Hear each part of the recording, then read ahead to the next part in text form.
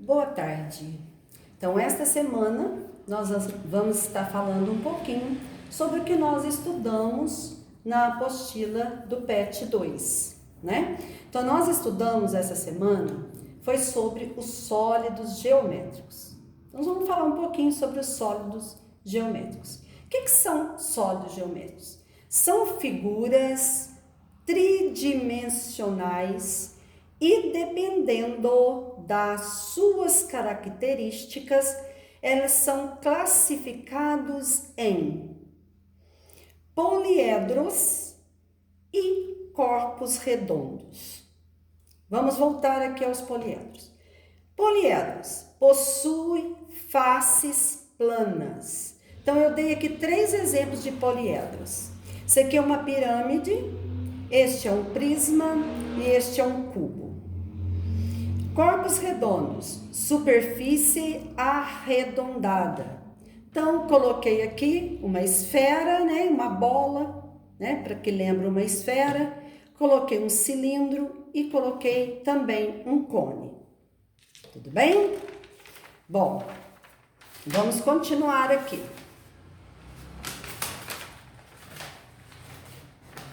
Vamos falar um pouquinho agora sobre as pirâmides. Deixa eu tirar que vai ficar mais fácil.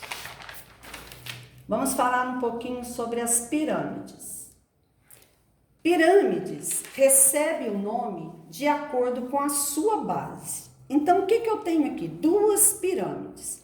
Esta primeira tem a base quadrada, portanto, o seu nome é pirâmide de base quadrada.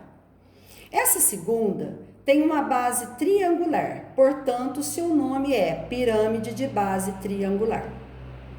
Aqui eu marquei, ó, nesse pontinho, vértices, nessa beiradinha, arestas. E aqui dentro, na face é como se fosse o rosto, né? Eu marquei aqui dentro. Aqui também, ó, vértices, arestas e faces. Então, na pirâmide de base quadrada, nós temos 5 vértices, 8 arestas e 5 faces, sendo que uma face é quadrada e 4 são triangulares. Na pirâmide de base triangular, eu marquei que ela tem 4 vértices, 6 arestas e 4 triângulos, ok? Aqui embaixo tem a planificação da pirâmide de base quadrada e aqui a planificação da pirâmide de base triangular. Lembrando que as pirâmides possuem sempre, qualquer que seja a sua base, elas possuem uma base apenas.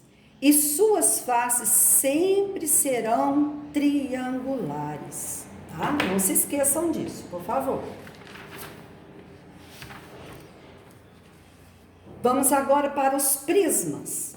Prismas recebem o nome também de acordo com suas bases.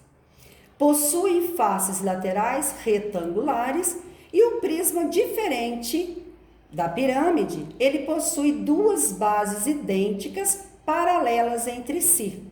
Então, aqui eu coloquei um prisma. Esse prisma lembra o quê? Uma caixinha de pasta dental, uma caixa de sapato, né? E vários tipos de caixinhas.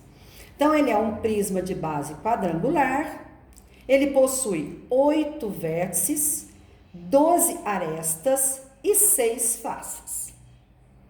Euler descobriu uma relação entre o número de faces, vértices e arestas, que ficou assim, ó, facinho para a gente ver se a gente acertou. Vértices mais faces é igual a A mais 2, arestas mais 2. Então, vamos ver aqui. Vértices, não tem 8? Faces, 6. Então, 8 mais 6 é igual a arestas, que são 12, mais 2. Então, dá 14 é igual a 14. Se 14 é igual a 14, então a relação de Euler foi comprovada. Nomenclatura dos poliedros. Nós sabemos, que eu já expliquei, que os prismas e as pirâmides recebem os seus nomes de acordo com o formato das suas bases, né? Do polígono que é a sua base. Então, ó, prismas e pirâmides com 3 lados de base, São chamados prisma de base triangular ou pirâmide de base triangular. Com 4 lados, prismas de base quadrangular ou pirâmide de base quadrangular. Com 5 lados, prismas de base pentagonal ou pirâmide de base pentagonal. Com 6, prismas de base hexagonal, pirâmide de base hexagonal. Temos ainda 2 poliedros com nomes especiais, que são os cubos, né? E o tetraedro. O que é o cubo? O cubo, todas as faces dele são iguais. Todo mundo já conhece o cubo. As faces dele são quadradas. E o tetraedro, todas as faces são triângulos iguais também, né? Que é uma pirâmide. O tetraedro é uma pirâmide. Vamos falar um pouquinho sobre os polígonos, né? Que eles são as bases dos nossos poliedros aí. Polígono é a reunião de uma linha fechada, simples, formadas apenas por segmentos de retas. Então, olha, esse quadro meu mesmo aqui, ele é um polígono. São linhas fechadas, são segmentos de retas e são linhas fechadas. Então, eu dei 2 exemplos aqui, ó. Nós temos polígonos regulares e polígonos irregulares. Os regulares, todos os lados são iguais. Exemplo, quadrado. Irregulares, os lados não são iguais. Exemplo, quadrilátero, tá? Já já a gente vai ver mais um pouquinho aí. Ó, observe esse polígono a seguir. Esse polígono é um triângulo. A gente nomeia os vértices do triângulo com letras maiúsculas, do nosso alfabeto maiúsculas. A gente também nomeia os ângulos com letras minúsculas, porém tem um chapeuzinho em cima deles. Então, vamos nomear os lados, os vértices e os ângulos desse triângulo.